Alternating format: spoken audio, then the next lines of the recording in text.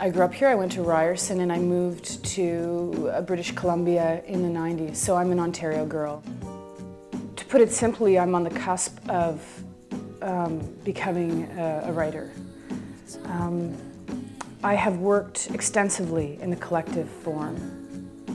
My first collective actually was with Lane Coleman, who runs Theatre Passe-Muraille in Kingston. And I was hired as an actor to work with a director I greatly admire and has had a lot to do with my work as an actor, a guy named Peter Hinton. I really feel, I mention these people's names because I think mentors are everything. I started improvising dramatically and started to glean what it is to open up the imaginative landscape through research. So playing and pretend took on a new dimension for me. I was an associate artist in residency at a place called the Caravan Farm Theatre in British Columbia.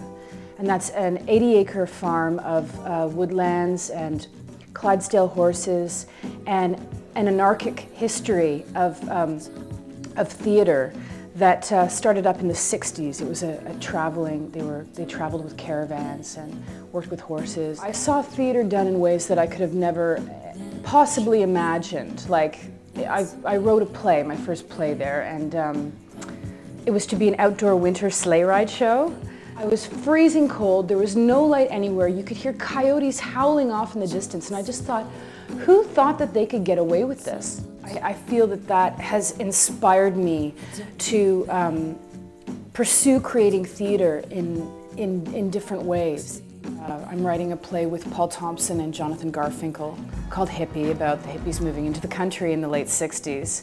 This is really a very exciting project that's happening. Writing with Jonathan, really, and what Paul Thompson is doing is he's bringing us up as writers. He's sort of bossing us around and making us figure out how far you have to dig to come up with something that will stand on its own dramatically. Because you can write a great scene or a great character, but it doesn't mean that there's a theatrical dynamic.